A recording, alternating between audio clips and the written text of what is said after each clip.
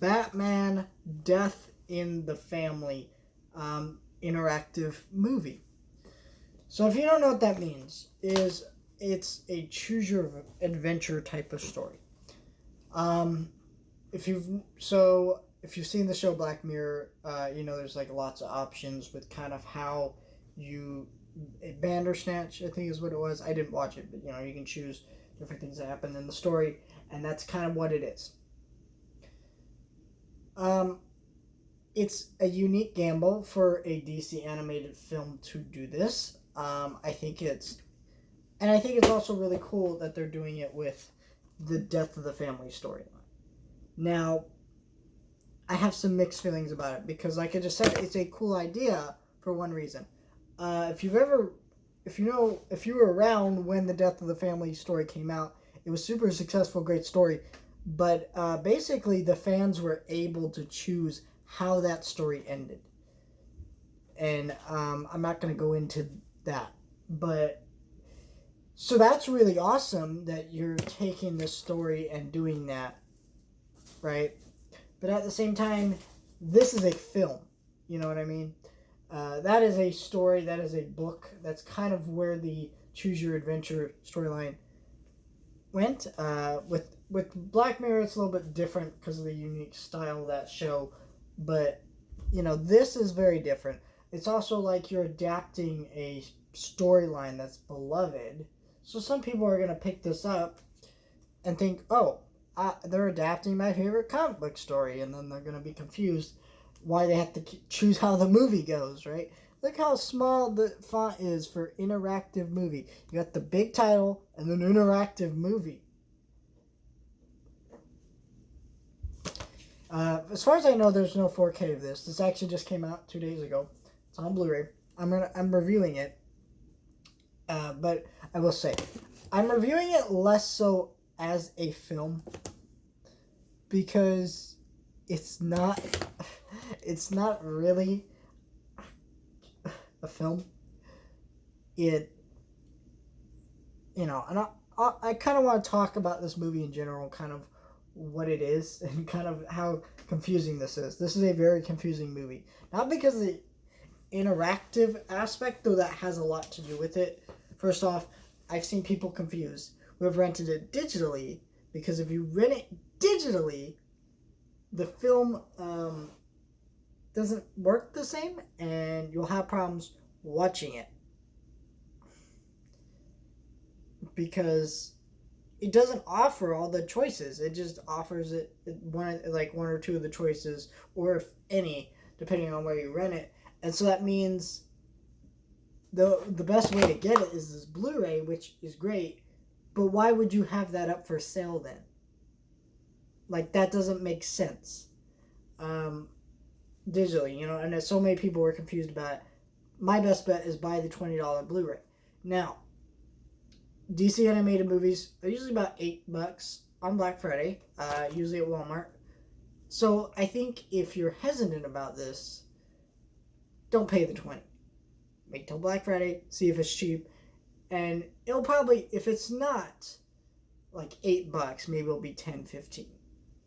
It'll still be cheaper than the $20. It's worth the wait if you're kind of on the fence about this, and I totally get it. This is interesting too because this has a lot of recycled animation from Batman Under the Red Hood. Of course, this is a comic, which the comic and the movie are just as good. They're fantastic. They're great.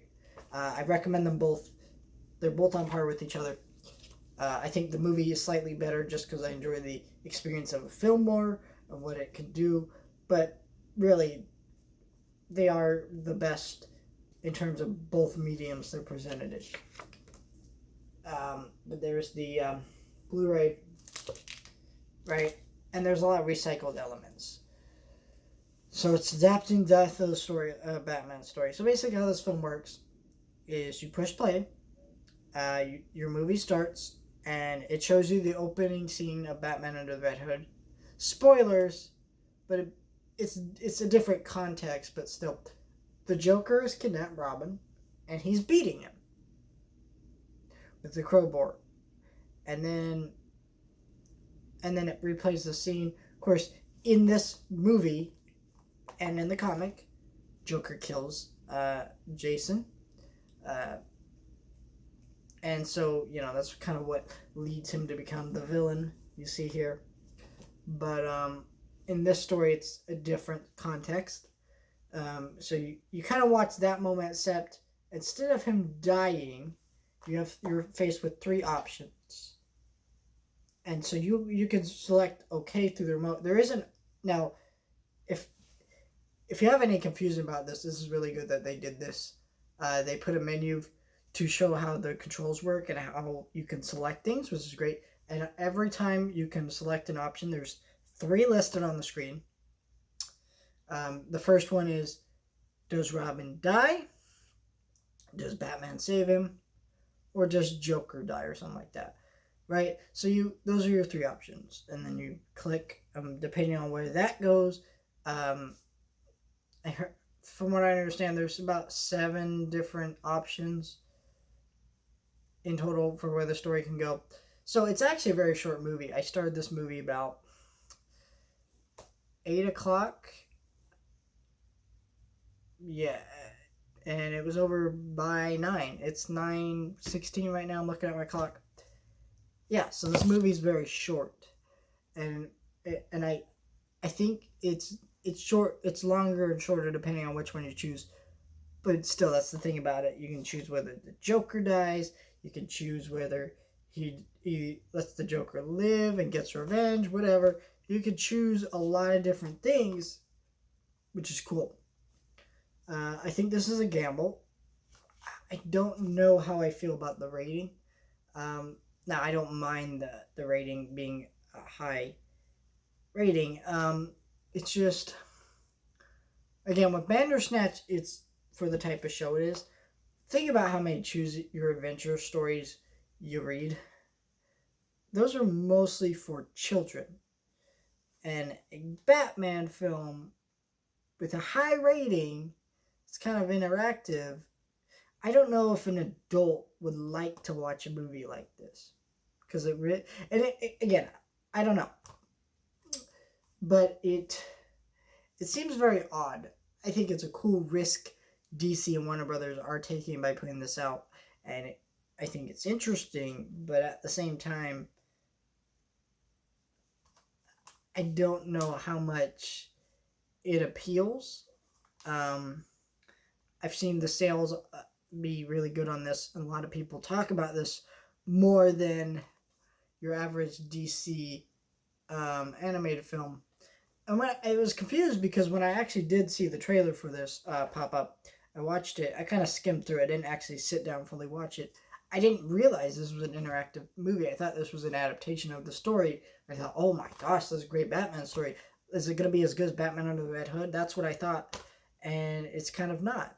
And me personally, I would have preferred that they had come up with their own original story and not have, excuse me, used animation from a different film, because a lot of the new animation and the animation Batman and the Red Hood are just slightly off. It feels very strange.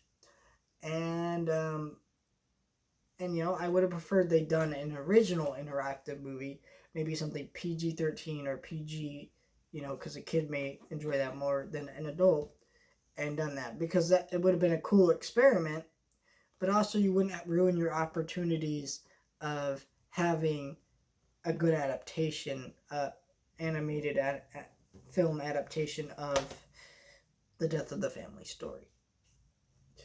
Because let's say the sales on this are really down. Well, then Warner Brothers isn't going to want to redo the adaptation and actually do a proper one. Of course, if sales are down, that could mean no more interactive movies either. So I don't know. It's a lot of weird things to think about here.